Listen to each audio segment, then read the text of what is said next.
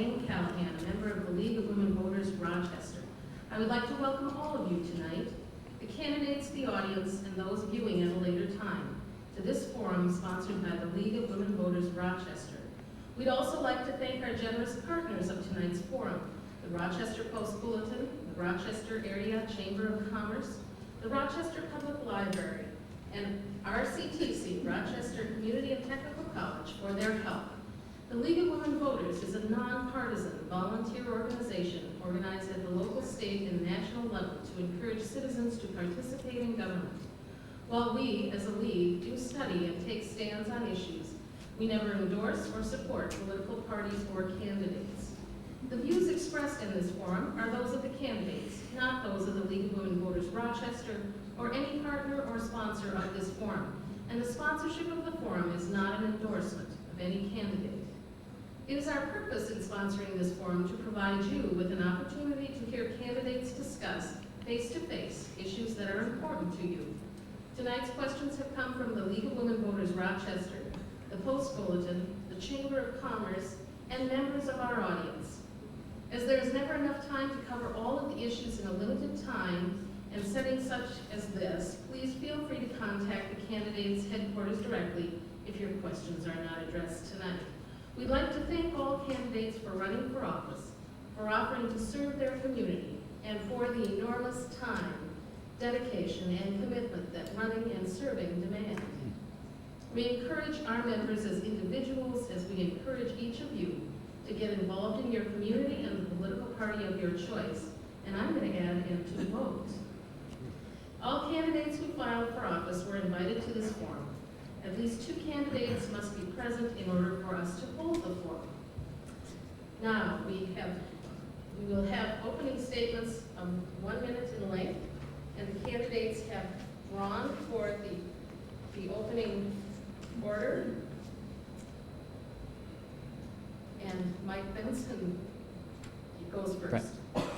Good evening. I'm State Representative Mike Benson, the Republican candidate for District 26B. It has been my esteemed pleasure to have served the people of District 30B for this last 2 years. I want to thank the sponsors of tonight's debate so that we can discuss these important issues for the constituents that will be voting on November the 6th. I'm a husband, a father, and a grandfather. I have a bachelor's degree in organizational management and master's degree in business administration. I have 30 years of business experience in management, having managed an organization of 6,000 employees and $1.5 billion per year in revenue. I currently serve as an associate professor of business at Crossroads College. We're going to go to the polls on November the 6th, and we're going to elect individuals that will have a great responsibility in electing and voting for budget policy, regulation, taxation.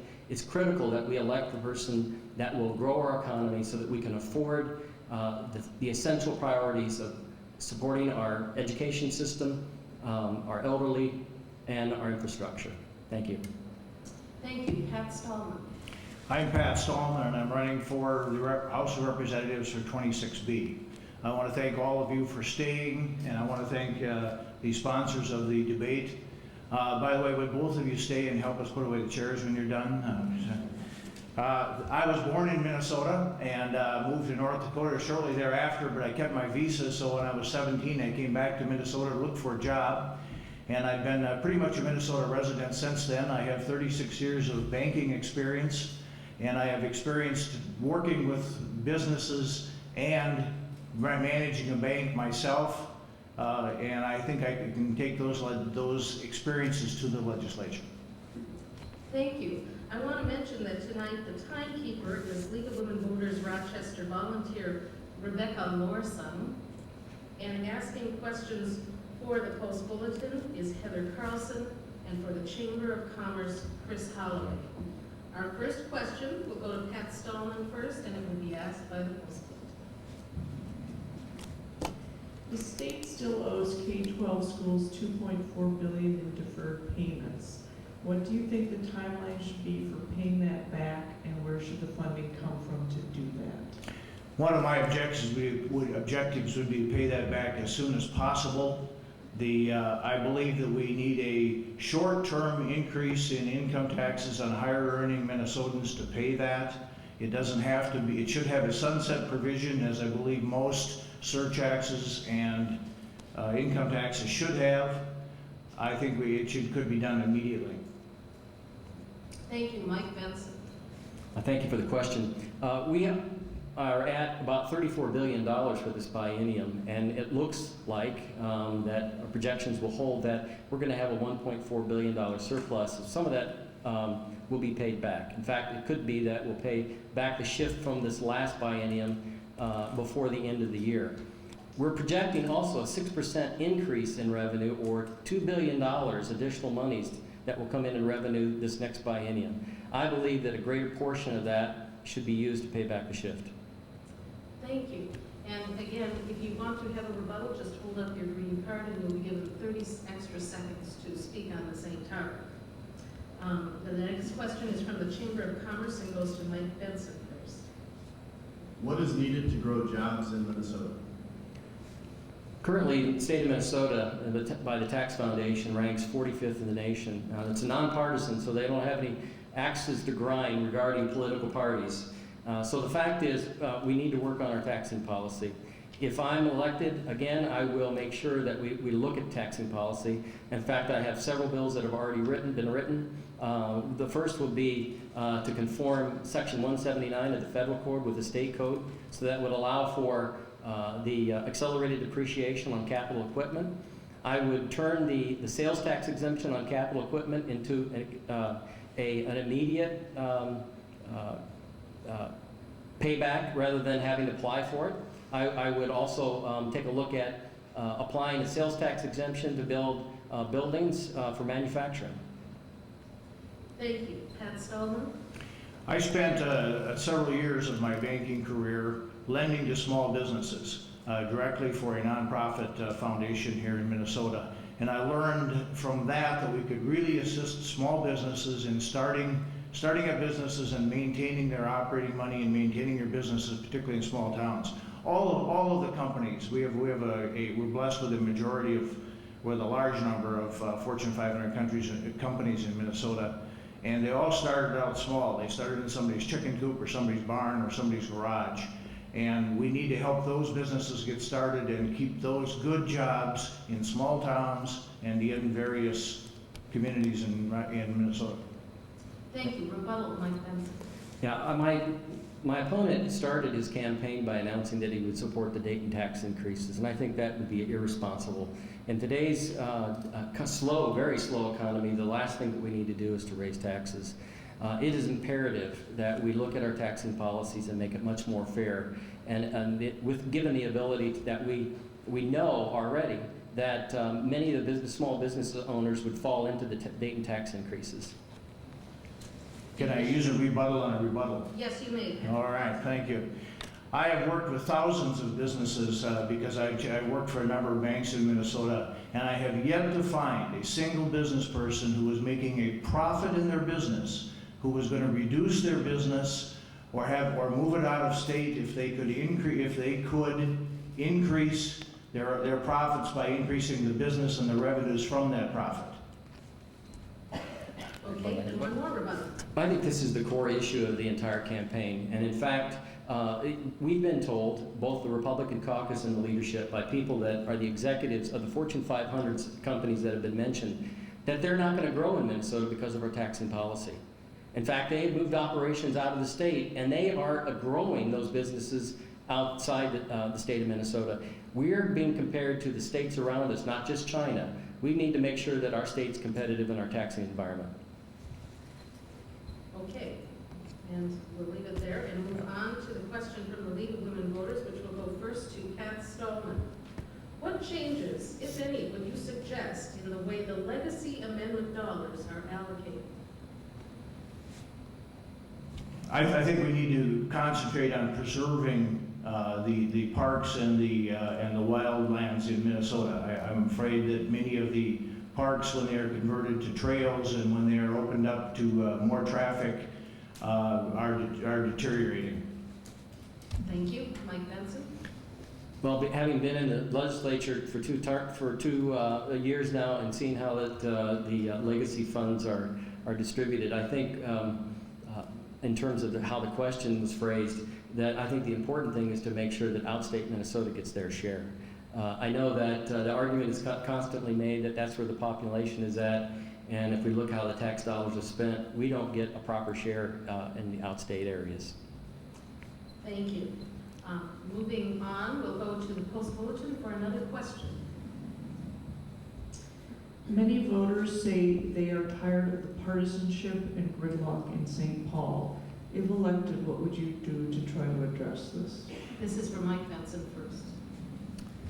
Well, I think that our government was designed to go a lot slower than people would like sometimes, and that provides the kinds of checks and balances that are necessary to make sure that we don't rush in and do things that we shouldn't.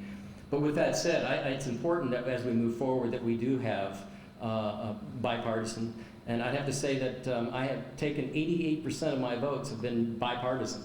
In fact, there's only 3 DFL legislators in the last biennium that had a better bipartisan record than my record. Thank you. Pat Stallman. I spent 36 years of my life as a Democrat and a president and a lender in small-town Minnesota banks. I learned how to compromise with people and how to talk about political issues because I never made any secret of the fact of what my political standing was. And then we were able to set those issues aside and negotiate successful business agreements with loans. And I know that I can negotiate with people, I can compromise, and I can reach a consensus. Thank you. The next question comes from the Chamber of Commerce, and it goes to Pat Stallman first. What is your position on instituting a healthcare exchange in Minnesota? I think we need to start working on a healthcare exchange in Minnesota. Unfortunately, right now, so much of the decisions about the Affordable Health Care Act are going to be made at the federal level. I believe in the healthcare exchange. I do not believe that we need to open up Minnesota, and I'm concerned about opening up the state to policies that are written and designed and approved in other states, because I'm afraid it's going to become a price competition battle, and the trouble with health insurance is that you don't really know what you have until you need to use it. Thank you. Mike Benson. I'm against the healthcare exchange as it's currently being presented from the governor's office, and for a number of reasons. But the first and foremost is that Minnesota has a great healthcare system. It's already been mentioned in the previous debates about the number of people that are insured. When we're talking about the healthcare exchanges, as the comments are coming out of the committee, is that there's a potential for the state to actually accept the risk, meaning that they're going to become an insurer themselves.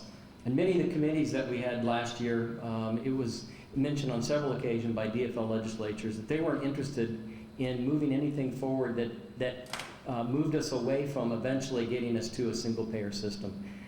That can't happen in Minnesota. That would be a terrible detriment to Mayo Clinic and our community.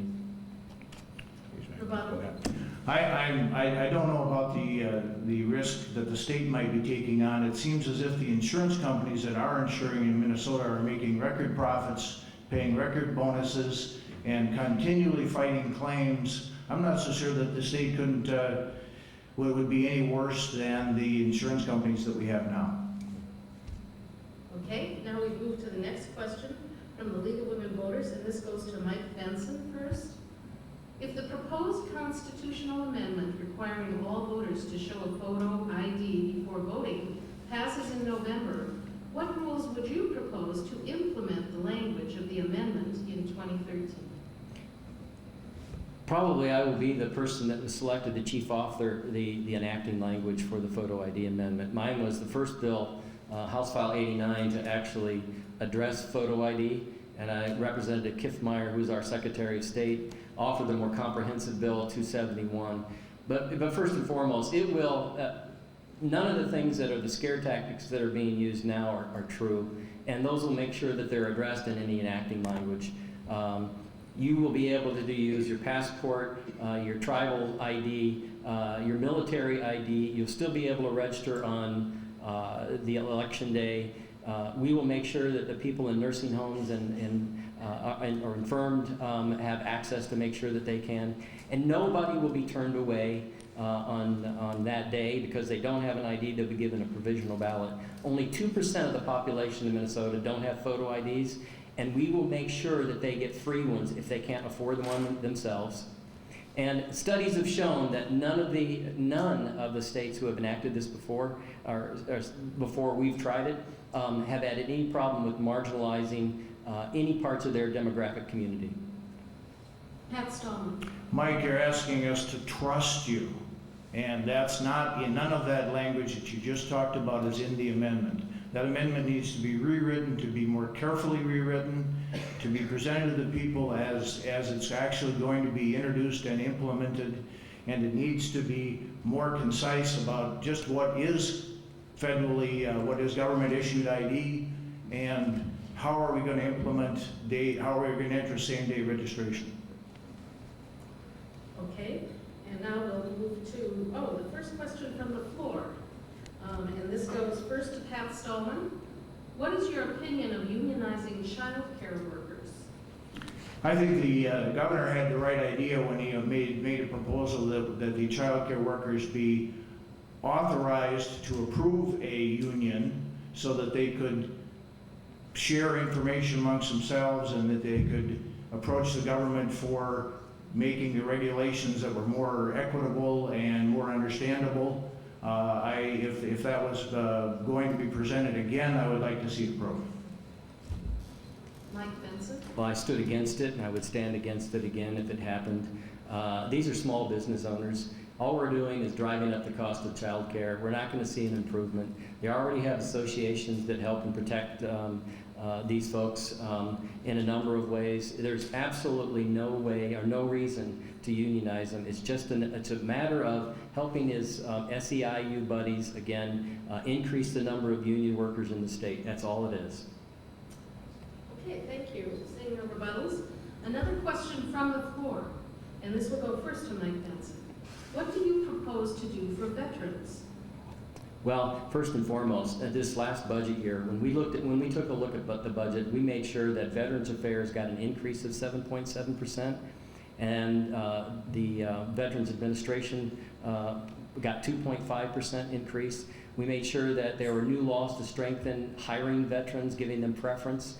In the transportation, I serve on the transportation committee. We made sure that veteran companies veteran-owned companies that were allowed, that were bidding on contracts, government contracts, were given a 6% differential.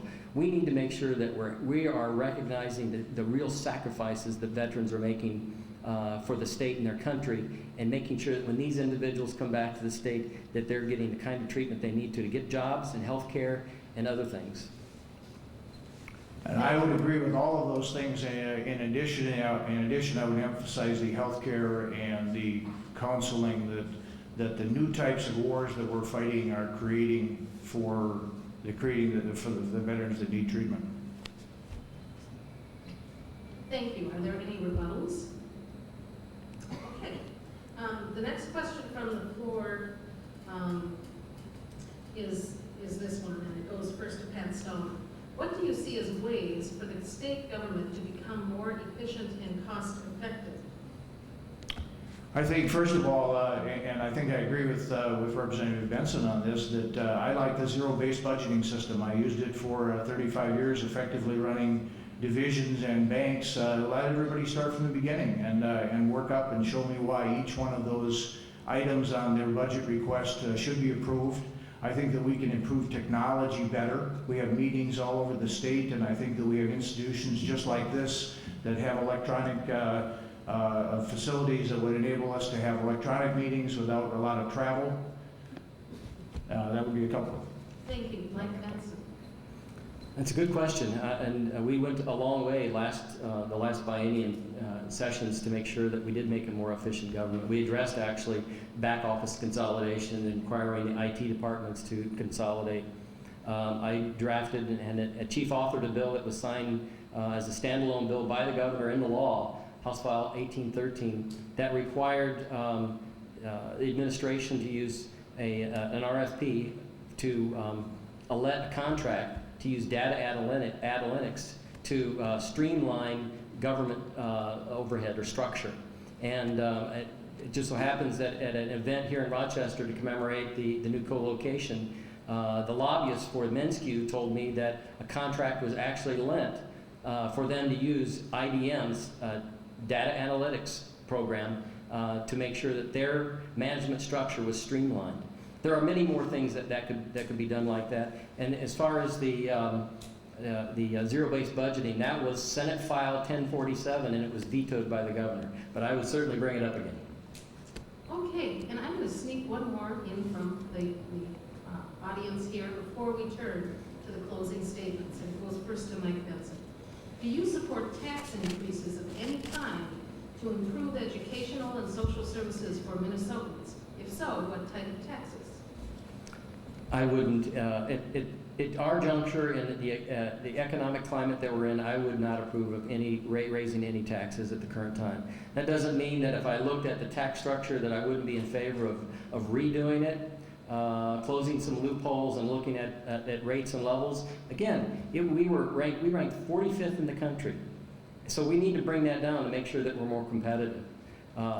We bring it down and we grow the economy and we begin to see the tax revenues come in, we're going to have less calls for people and increase in the taxes. Thank you, Pat Stallman. I think that was a yes, no, and a maybe. But I'm not going to go to St. Paul with any commitments that I would not raise taxes or that I would raise taxes. We need people who will go to St. Paul with flexibility and the ability to ask questions and understand situations before they make decisions on those issues. Oh, and a rebuttal? Well, and my yes, no, and maybe was a firm no at this point because there's absolutely no way that we should raise taxes and be irresponsible. However, the yes came from my opponent when he originally said that he would raise taxes, and he has answered questions in the course of the debate where he said, in fact, emphatically, that he would raise taxes. And rebuttal? I'm going to have to use the rebuttal and say that I don't think I've ever said I would raise taxes. I favored a plan that could raise taxes. There haven't been any dollar amounts stated in that, no percentages. I still think it was a yes, no, maybe answer, Mike. Okay, we have time for one more question from the Chamber of Commerce. The private sector has changed its compensation model to become more affordable. Would you support adjusting public sector compensations more aligned with the private sectors to become more affordable for taxpayers? And that goes first to Pat Stallman, excuse me. I think in the bidding process that we spend most of the funds on in Minnesota is open to bids that are offered by contractors, and they have already negotiated those salary rates. Thank you, Mike Benson. Can I have the question again? The private sector has changed its compensation model to become more affordable. Would you support adjusting public sector compensation to more align with private sectors to become more affordable for taxpayers? Well, the reason I asked for it to be read again is because my esteemed opponent didn't answer the question. And the answer is yes. One of the things that I learned as vice chairman of the state government finance is that we have a big disparity between government sector compensation and private sector compensation. One thing alone that stands out is individuals in the government sector who work for the state of Minnesota don't pay anything for the health care insurance. Nothing. Now, in this latest contract that I was part of the subcommittee that gave oversight to it, and we declined it and we turned it down, and now have to go before the full legislature. Addressed only just portions of their insurance by changing maybe the deductibles, but the fact is, state employees get paid more in compensation, and individual employees don't pay anything for the health insurance. That's certainly not what goes on in the private sector. Okay, another question from the floor, and this goes first to Mike Benson. How do you plan to work in a bipartisan manner at the legislature? Well, one of the things that I learned as a freshman is that if you're going to get things really heard in committee and you're going to get them through, even if you're in the majority, you need to go across the aisle and work with the individuals. And I had the ability to do that. And in fact, I had 25 bills that I chief authored as a freshman, and I had 3 of those that were signed by the governors as standalone bills, and 5 that made it through committee and became part of omnibus bills and later signed into law by the governor. So I've already demonstrated that, but my 2 years have shown that I think that we need more bipartisanship. But you need to also remember that we're elected to do a job and we stand on some principle. And when I go there, I won't be wishy-washy, and I'll continue to do the things that I said I'd dedicate myself to when I get there. Pat Stallman. Mike's idea of bipartisanship is to sit in the legislature and vote no on every bill that comes up in a particular day. I think that it takes more consideration than that. He needs to listen to his opponents. He needs to learn from them. Thank you, and because you're being so quick, we have time for one more question from the League of Women Voters. What is your view of Minnesota aid to local governments, and have you noted any pros or cons associated with this program? Pat Stallman. When the counties were established, they didn't have equal populations and they didn't have equal geographic areas. So there is a great disparity in the financial needs of the counties, and I think the states use local government aid, local county aid in particular to even that out. Thank you, Mike Benson. Well, you know, what I've seen in local government aid, first of all, it needs to be stable so that our governments can count on it. But secondly, the ratio or the formulas that they use in order to apportion it need to be changed. They need to be looked at also. For example, the city of Duluth receives $342 per person, where the city of Rochester only receives $70. Now I know that formula is based on ages of home and many other factors, but the fact is that formula has been around for 40 years. So if it's based on the needs of infrastructure, a lot of that infrastructure should have been changed by now. So we need to look at a more equitable formula and a more stable formula. Okay, one more question. What is your #1 priority to address the state deficit, Mike Benson? Well, the #1 priority has got to continue to be restraining the growth of government. We've had over 20 years of budget increases that were twice the rate of inflation and twice the rate of the increase in population. And just like everybody else, every family in Minnesota, we've got to put the state on a diet, so to speak, in terms of budget, and make sure that they live within their means. So that would be #1. And a taxing policy that ultimately grows revenue. And I teach economics, and I know that for the last 40 years, every single time at a national level and at the state level that governments have saw fit to reduce taxing rates, they've actually seen an increase in revenue, and that's the most important thing we can do. That's the only way that we're going to be able to fund the things that are most critical to us, like education, like health care, like caring for our seniors, and making sure our nursing homes are properly staffed and funded. Thank you, Pat Stallman. I kind of disagree with Mike's formula on that. The Laffer curve has been debunked by both Art Laffer and David Stockman, who talked about the fact that if you reduce income taxes, revenues go up continually. There may be a short time period there.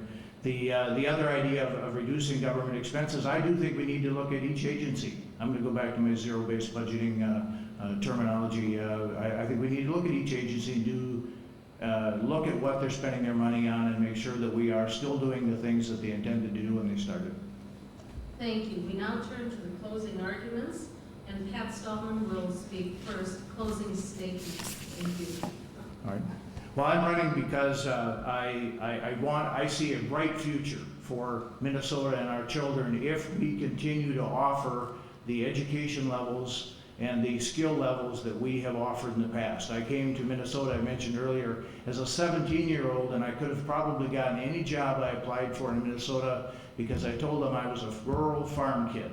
And I think we need to be able to continue to offer that to employers and the Fortune 500 companies, and the people that talk about moving out of state will stay in state if we offer a good workforce and an educated workforce and continue to show a progressive tax system. Mike Benson. Well, first I want to thank you all for staying. I know this is one of those nights where you had probably someplace else you'd rather been, in front of your television watching the last presidential debate, but I thank you so much for supporting both of us up here while we do this. It's important to us. I want to thank you again for the questions and this opportunity. This will be important again. This election is critical. As I knock doors, the major concern is still jobs and the economy. Many times when they want to talk, it's about the federal level. It's about the massive debt, but it also is about making sure that at the state level that we again continue what we've started in the last couple of years to make sure that our state lives within its budget, and that we can provide a bright future for everyone, that everyone in the state has an opportunity for a good job, for great health care and great education. Thank you. Thank you to the candidates. Let's show our appreciation.